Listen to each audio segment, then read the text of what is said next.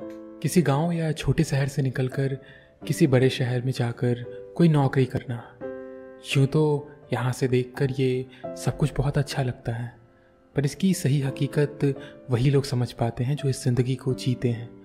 तो नमस्कार, आज मेरी कहानियों के सिलसिलों में जो कहानी मैं आपको सुनाने जा रहा हूँ उसका शीर्षक है कॉर्पोरेट लाइफ से आज़ादी। लंच कर लिया आपने रोशन जी? कोमल ने पूछा। मैंने नहीं में सर हिलाया। सुबह के 3 बज रहे थे और लंच की बात हो रही थी। गलती कोमल की नहीं थी। जिस वक्त लंच, ब्रेकफास्ट जैसे शब्दों को इजाद किया गया होगा उस वक्त इन दफ्तरों में नाइट शिफ्ट नहीं होते होंगे। सो सुबह 3 बजे के खाने के लिए कोई खास शब्द बना नहीं। मैंने बैग से टिफ़िन निकाला और बिना कोमल का इंतज़ार किए कैंटीन में आ गया। टिफ़िन खोला तो अंकुरित मूंग, चना और सलाद थे। रात और सुबह के बीच और कुछ खाने की रुचि होती नहीं है, पर यह रतजगा करने के लिए बहुत ही अनुकूल चीज़ थी। लंच के बाद मीटिंग में था। असिस्टेंट मैनेजर बोल रहे थे, friends we are working tomorrow, I'll be a normal business day और ये कंपनी की ज़रूरत है, फलाना फलाना। इतवार या छुट्टी के दिन काम करने को हर बार ये कोई नए बहाने निकाल लेते हैं। संडे की प्लानिंग का, हॉलीडे के मूड का एक झटके में कबारा हो गया। ज़िंदगी में नौकरीशुदा हुए मुझे 3 साल ही हुए थे और ये मेरा पहला ही जॉब था। मैं अपने पसंद के काम सॉफ्टवेयर डेवलपमेंट में भी था, लेकिन मानसिक थकान, काम का बोझ और उत्साह की कमी 20-25 वर्षों की नौकरी के बराबर थी।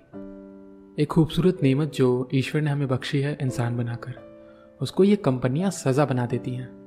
कब इंसान से मशीन बनने लगते हैं पता ही नहीं चलता, और ये कंपनियां इंसान समझते भी कब हैं। इनके लिए तो सब मशीन जैसे ही हैं। जितना इन्वेस्ट किया है उससे 2 गुना 4 गुना वसूल कर लो। इंसानी ज़रूरतें, इंसानी संवेदनाएं सब इन्होंने खरीद ली हैं। जैसे हमें सैलरी देकर, इंसेंटिव देकर छुट्टी के दिन काम करवाना अपराध घोषित होना चाहिए, और ये बिजनेस रिक्वायरमेंट्स। सुबह के 7 बज गए थे और शिफ्ट ख़त्म हो चुकी थी। मैं अपनी कैब में निढाल पड़ा था। ऐसा लग रहा था जैसे किसी ने शरीर का सारा खून निचोड़ लिया था। सुबह की सुनहरी किरण सारी दुनिया पर ताजगी बिखेर रही थी, लेकिन मुझ में ज़रा भी ताजगी नहीं थी। नींद में डूबती आंखों से कैब के बाहर देखा। रंग बिरंगी सरगम की लय बह रही थी। थोड़ा आंखों को होश में लाया। स्कूल के बच्चे उत्साह और आनंद से उछलते कूदते जा रहे थे। अगर इंसान होना ईश्वर की नेमत है तो बच्चे होना खुद ईश्वर का रूप। खुद के लिए ये उमंग तरंग सदियों पुरानी बातें लगती हैं अब तो। मेरी आंख लग गई थी। ड्राइवर ने जगाया। मेरी बिल्डिंग आ गई थी। अपने कंधों पर लैपटॉप का बोझ लिए मैंने डोरबेल बजाई। चिरपरिचित अंदाज में मानसी ने मुस्कुराते हुए दरवाज़ा खोला। मानसी मेरी धर्मपत्नी है। हमारी शादी को 2 साल हो गए। बैग मानसी ने थाम लिया और मैं चेयर पे धम से गिर गया। चाय का कप देते हुए मानसी ने पूछा, टिकट बुक किया कि नहीं? मम्मी जी का फ़ोन आया था, पूछ रही थी। कुछ संडे वर्किंग की झुंझलाहट, कुछ नाइट शिफ्ट की थकान, सबको चाय की पहली घूंट के साथ गटकते हुए मैं बोला, यार यहाँ तो संडे को भी ऑफिस वाले छुट्टी नहीं दे रहे हैं। दिवाली और छठ की छुट्टी का क्या ही कहूँ मैं। टिकट तो मिल जाएंगे, छुट्टी तो मिले। फ़ोन की घंटी से नींद खुली। दिन के 2 बज रहे थे। माँ का फ़ोन था। मेरी आवाज़ को सुनकर बोली, सो रहा था क्या? जी माँ, आजकल नाइट शिफ्ट चल रहा है ना। कब नाइट कब डे, तुमसे तो बात करने का सही वक्त ही नहीं समझ आता। और छठ पूजा के लिए घर आने को टिकट बुक हुई कि नहीं, या हर बार की तरह तुम लापरवाही कर रहे हो? सीधे मुद्दे का सवाल किया उन्होंने। माँ की चिंता और नाराज़गी दोनों जायज़ थी, लेकिन उनको कैसे समझाऊं कि बिना लीव अप्रूवल के टिकट कैसे और किस दिन की करा लूँ। मुझे जगा हुआ देखकर मानसी ने पूछा, फ्रेश हो लो तो खाना लगा देती हूँ।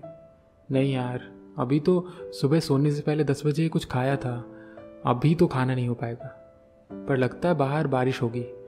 कुछ पकौड़े अगर मिल जाए शाम को तो अच्छा होगा। मेरे ये कहते ही मानसी पकौड़ों की तैयारी करने के लिए किचन में चली गई।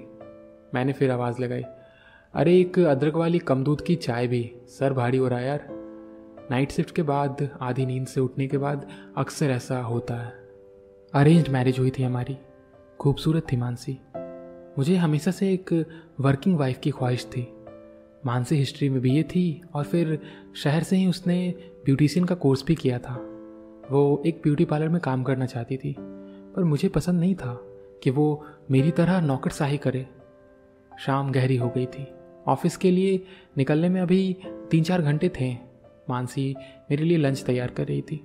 उसने बखूबी ढाल लिया था खुद को मेरी जीवन शैली के अनुसार। हमारे रिश्ते में कोई तल्खी नहीं थी, लेकिन वो मधुरता भी नहीं थी जो होनी चाहिए। पकौड़े खाते खाते चाय की चुस्की लेते हुए फ़ोन से इंस्टाग्राम पे लॉगिन किया। आधुनिक हाईटेक ज़िंदगी का तकाजा था।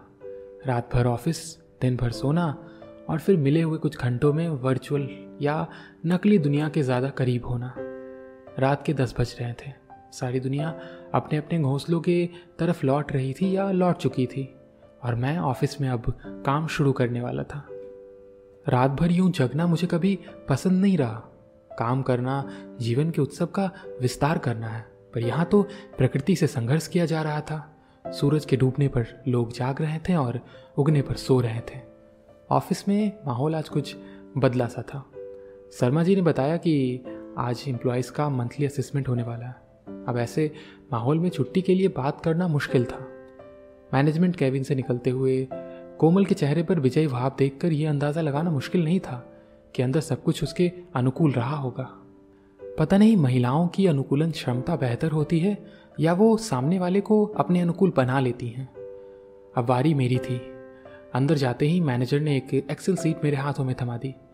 मैं उस पर अपनी नज़रें दौड़ा ही रहा था कि उन्होंने कहा, आपकी परफॉर्मेंस अच्छी रही है, पर और बेहतर होने की उम्मीद है। सर, बेटर होने की पॉसिबिलिटीज़ तो हमेशा रहती है, मैंने कहा।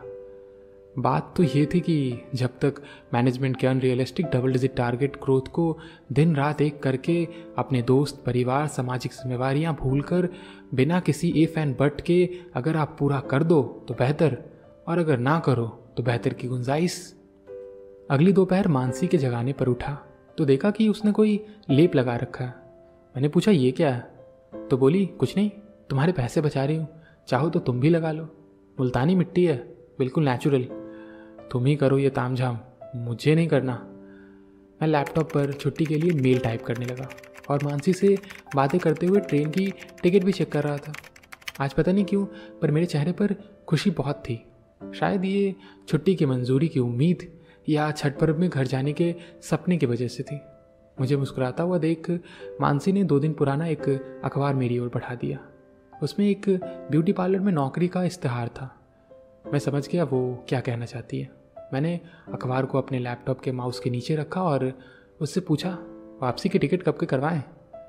उसकी बात को टाल गया मैं। वो कभी नाराज़ नहीं होती थी और आज भी नहीं हुई। तभी वाइब्रेशन पर रखे फ़ोन ने हुंकार भरी। पिताजी का नंबर था। सोचने लगा दिवाली की छुट्टी के बारे में पिताजी को क्या बताऊं।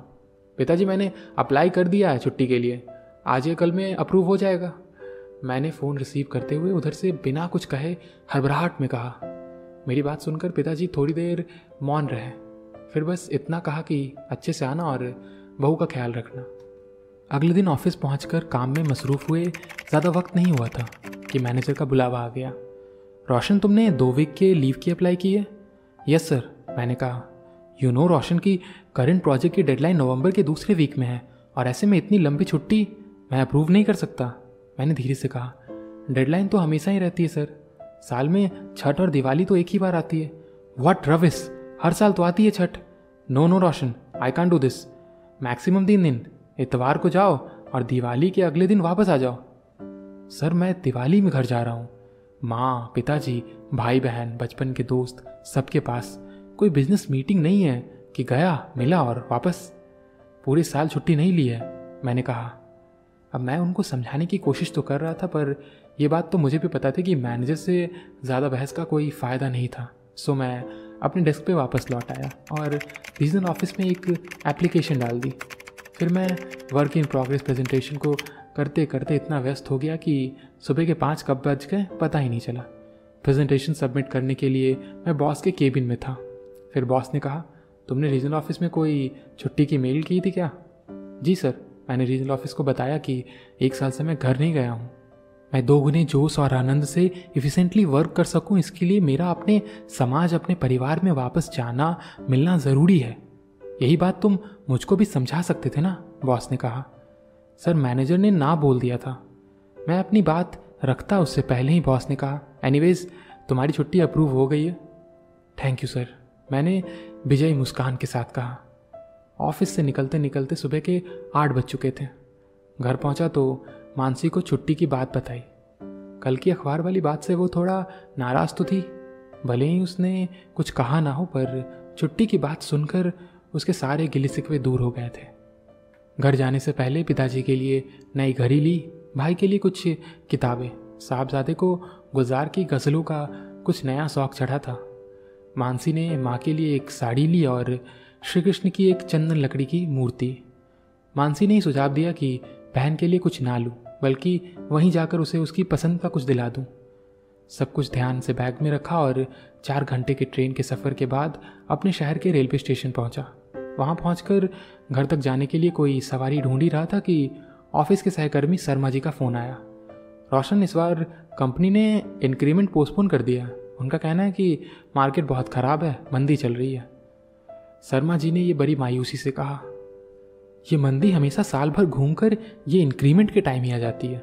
मुझे तो इसमें भी इन कंपनियों की कोई साजिश सी नज़र आती है। फ़ोन रखा ही था कि किसी ने बुलाया, रोशन बाबू। मैंने पलटकर देखा, एक 27-28 साल का आदमी खुशी से उतावला हुआ जा रहा था। पहचाना रोशन बाबू? मैंने हाँ या ना कहा ही नहीं था कि वो बोल पड़ा, अरे बबलू, घर चलेंगे ना, आइए मैं ले चलता हूँ, मैंने ऑटो ले लिया है। और नमस्ते भाभी जी, कहते हुए उसने मानसी के हाथ से ट्रॉली बैग लेकर ऑटो में रख दिया। अब तक मैं उसे अच्छे से पहचान गया था। वो मेरे गांव के ही एक दूसरे मोहल्ले में रहता था। लेकिन बबलू, तुम तो दिल्ली में नौकरी करते थे ना? हाँ रोशन बाबू, 2 साल नौकरी की, लेकिन नौकरी क्या थी, गुलामी ही थी। पूर्वजों ने गाँव में सेठ साहूकारों की गुलामी की थी और अब हम शहरों में इन कंपनियों की नौकरी करते हैं। इतनी बड़ी बात कितनी सरलता से कहती बबलू ने। लगा बबलू ही नहीं, मेरी आत्मा बोल रही है। बबलू ने बात जारी रखी। फिर शादी हो गई, फिर बच्चे। साल में एक बार 10-15 दिन के लिए घर आता था, वो भी छुट्टी बड़ा गिरगिराने पे मिलती थी, और अगर लौटने में 1-2 दिन भी देर हो गई तो पगार काट लेते थे। क्या है रोशन बाबू की माँ बाप, घर परिवार, आत्मा तो यही थी।